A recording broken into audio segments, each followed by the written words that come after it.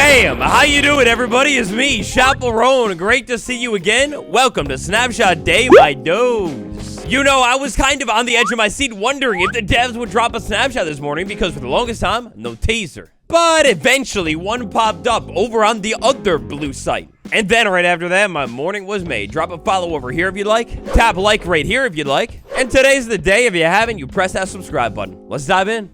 I'm gonna keep it 100 with you. Today's snapshot is a little bit on the smaller side of recent era Minecraft snapshots. Think numero uno, a happy gas pathfinding. Dangerous blocks like, say, magma blocks. The cacti block. Well, look, I would never try and actually get these things to pathfind into the cactus, but previously, they would kind of pathfind into the cactus. I only tried for science. And yeah, big money, as you can see here, the happy gas is not really wanting to pathfind into the cactus, or at least not taking damage from it now. So that's new. This is a big update to its ambient and following AI. It should be a little bit smarter now. Now, into this video right here that I dropped last weekend, we took a look at a very interesting secret version of the happy gas. I'd like to find out today, live on camera, you and I together. If it's fixed, wait, no, that's me. There you go, you're on there, but so am I on there. Maybe that's messing it up, I don't know. Let me try this vibe again. There you go, you're connected, no brand new texture. I add that to you, brand new texture is beautiful. And then after that, I take that off of you, and how could you throw the sniffer on the floor? Come on, man. Well, whatever, maybe they need more time to fix it. Check out this video for a little bit more on that. Now, this next one here, it might be a little bit more tricky to pull off, but let's say we had a happy gas, then we had a dispenser. Inside of said dispenser, we have a gas harness. Now, realistically, I don't know how I'm going to be able to land this gas right in front of here, but theoretically, the dispenser. Maybe I need to, like, drop down below, have the dispenser facing up, and no, you move too much. Well, that's fine, that's fine. Over here inside of the happy gas world, where I have a gas locked up in confinement, a dispenser. If I had a harness inside of the dispenser, oh yeah, baby, brand new redstone functionality. Now we slide over to the main menu today because we actually have quite a bit of menu polishing and fixing inside of this update. Specifically, when it comes to this main menu working, facelifting, all of that kind of stuff, we can find a lot of the changes down here tucked inside of the bug fixes section, of which we have 28, by the way, you keep it in mind. Heading into a different menu though, create a world screen, tap more, tap experiments, and wait a second, we're back down to 3. Just one day ago, we were at the 4 experimental toggles. They deleted one. You keep that in mind as well. Lead linking. Oh, it's a beautiful mechanic that made it into the game in last week's snapshot. So basically, if I have a lead and I use it on an entity, could even be a boat, then with that lead connected to one entity, I use it again on a different entity. Wait, no, I did the wrong thing. I'm still learning. I sneak and use it on a different entity. Theoretically, those two entities should now connect. It's pretty beautiful, and it's a great way to link things up and probably move things around your world too.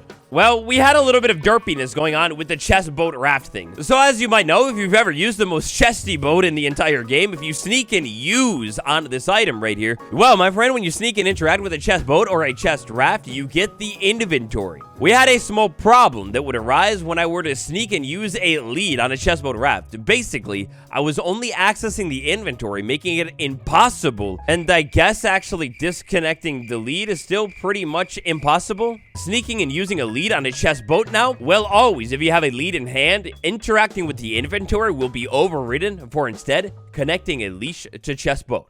All right, now this next change right here, in order to be able to check these out, I actually need to properly turn the clouds on. When we have the clouds on, like what happened in last week's snapshot, they now go all the way over to the horizon. Well, actually, I had turned these clouds off, and other people were finding themselves as well that this new cloud mechanic was causing a ton of extra lag.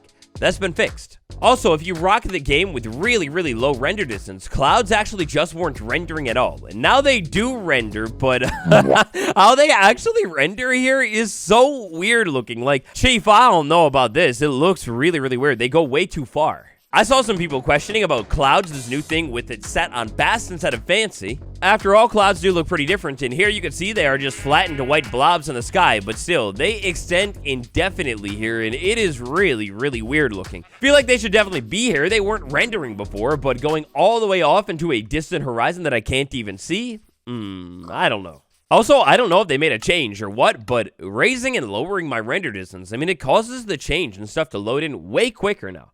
All right. So the big main focus of this week's snapshot, which is a little bit smaller, like I mentioned, and I speculate maybe that's because of the holiday weekend here. But the locator bar, it's no longer tucked behind an experimental toggle and is instead straight up in the full game, with a bunch of new changes. So take this world, for example, my snapshot world. When I set this world up initially, I did not enable the locator bar experiment. If only I had a friend. Oh. Well, wait a second. Just like that, suddenly, I do have a friend. And the locator bar, oh my god, that looks completely different. So in this week's snapshot, amazingly, beautifully, they've actually made quite a few significant changes to the locator bar, as well as fully implementing it. So on the tip of the iceberg here, what that means is that for sure, in the next update, the one that implements the happy ghast, the locator bar will absolutely be part of it. Now our new mechanics here, if I bring my dear friend over here, immediately, as soon as he gets a little bit closer, looking, wow, stunningly handsome.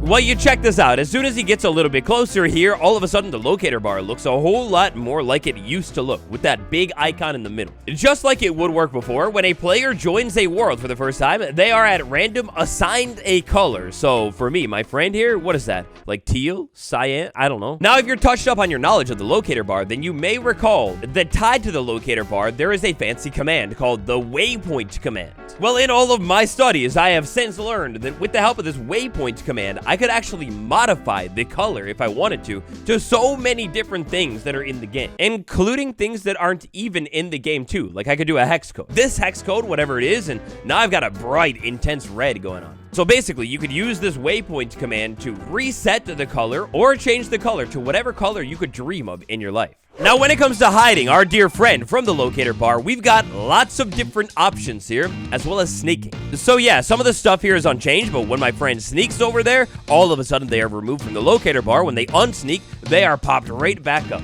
And you can't see it, but on my dual monitor setup on the other screen, my friend is seeing me on the locator bar, and I am a gorgeous green tone. So if my friend over here were to put any of these different items on their head, including the carved pumpkin, well then, just like before, as soon as they do, oh my god, is that Ethan? Why? No way, you're my dream come true. As soon as they put a player head or any of these other mob heads on their head, they are removed from the locator bar as well. Again, just like before. Another big one, just like before, invisibility. If a player is invisible, they're invisible on the bar too. If I were in survival and my friend over there were in spectator mode, they are hidden from the locator bar. So, for the most part, a lot of that kind of stuff is kind of pretty similar. There's some pretty big changes here. Third person, so check this out. When I flip the camera to behind me now, well, the locator bar actually works, whereas previously, I don't think it really worked. Then, when I flip my POV to forward here, well, if the player is not within the camera range, then they do not show up on the bar. As soon as I step forward and get them in the range though, they pop up on the bar right there, which is really, really cool. I love how that actually works now. It's like attention to detail with the locator bar. That's fire. Now, another big one here that we'll be able to experience is as we start to move farther and farther away from that player, it happens pretty slowly, but as I get a little bit of distance on my friend, the locator bar, the symbol, the item, it should decrease in size. Oh, it happened. It's a circle now. It's a circle in Minecraft. So as I back up and get a little bit closer here, boom, we go from square to a circle right there. And this has got to be at the distance of maybe a couple of 100 blocks. If I go a little bit farther, then we can see the circle pops down back into a square, gets even smaller. And then if I were to maybe move 100 or so more blocks, it gets even smaller to a tiny cross icon. Previously, what would happen is this icon would fade out and get a little bit more gray. Now, if I take it to the extreme and go really, really far away from that player, it doesn't actually get any less visible. Instead, it's just still really, really, really small. What this might end up looking like in a survival setting is something like this on the bar down there, where it's like a tiny little dot and then the up-down arrow. I feel like the up-down arrow might need a little bit of adjustment, especially when you get farther away here. Maybe when I'm really far away, we don't need the up-down arrow thing going on. But yeah, overall, this is pretty beautiful. Attached to the waypoint command, which is insanely powerful. We've talked about it before and all of the cool things you can do with it. Well, attached to that, we have waypoint styles. This is a brand new thing for resource pack creator. You also have this new part, which is near and far distance. I think that's how that whole sizing dot thing is going on. You could also make this locator bar dot do, well, a whole lot of different things. The transmit and receive range values are also interestingly still there, so, I wonder what else they're going to do with this waypoint stuff very soon. All of this waypoint jazz is, like, check this out. With all this waypoint business, I can target the ghast, go ahead and add a waypoint to it, then run their waypoint list command. Then I can see all of the waypoints in the world. Now, because I never finished setting up all of the other necessary setup commands, nothing is really popping up. But case in point, you can add waypoints to any entity in the entire game. And just in case you're sick of it already, game rule. Locator bar, by default it's set to true, but if you set it to false, the locator bar, well, the bar will be non-existent. You don't have to have it if you don't want. Ghast updates, we've got another one. This time it's involving the dried ghast. Oh, this poor thing right here. We've got a rarity change involving the dried ghast item. This is all done thanks to the items that you need to craft it. So this calls back to one of the drops from last year where they changed the rule with rarity. Essentially, if you have something that is rare, well then whenever you are using that item to craft something else, the rarity needs to bump up alongside it. Like the beacon, it cannot be less rare than the nether star. Interestingly here, because of the crafting ingredients here with the dried ghast, basically the dried ghast, instead of being uncommon rarity, is now common rarity instead. Realms. We've got changes to realms, but I'm not compatible, and I don't even have a realm. Right here, when it comes to realms, we have a change in the layout of the realms configuration screen to use tabs. I'm gonna have to pick up a realm or something to be able to check this out because that actually sounds like pretty interesting. We've got a worlds tab, a players tab, a subscription tab, and a settings tab now. That's really cool. I have no way to see this stuff, so maybe if one of you guys has a realm and you feel like it, post some screenshots of what these screens look like over on the subreddit r/wattles. I'd love to see what the stuff looks like. Fog. Ah, yes, the Pale Garden update. Maybe the single thing, the biggest letdown of all time when it comes to this update. The idea of fog inside of individual biomes is fire, but technically in vanilla, still not possible. But maybe not for long. On today's changelog, all the way tucked down to the bottom, shaders and post-process effects. So this is like vibrant visual type stuff. Fog, uniform block. Fog as sky has been removed in favor of splitting up the sky shader. So nothing when it comes to vibrant visuals on Java quite yet here, but with this setup right there, that makes me wonder if they're going to be building fog out into the vibrant visuals because, oh my god, that seems like it would totally make sense here, right? For now, I guess we'll have to wait and see. Today should be Bedrock preview day as well. Maybe we'll see something spicy over there, and if we do, stay tuned. I'll talk about it soon. Last things last today, speaking of soon, Creator Camp. It's this week. So Minecraft, the devs are actually hosting this Creator Camp on April 24th and 25th. This will be a live stream on the Creator channel and will basically have a bunch of information on what it's like to mod and create over on Bedrock Edition. I actually love that the devs themselves will be showing off the tools that they built and showcasing how to actually like properly use them and everything. That's sick. Remember that now, more than ever before, the versions are connected, so what go down on Bedrock might be a peek at what's coming to Java at some point soon. Anyway, that's enough for 25W17A. Hopefully next week's snapshot will be a little bit more spicy. I really think it will. Until next time, it's been me, Waddle. Smash like, subscribe, and I'll see you tomorrow. Goodbye.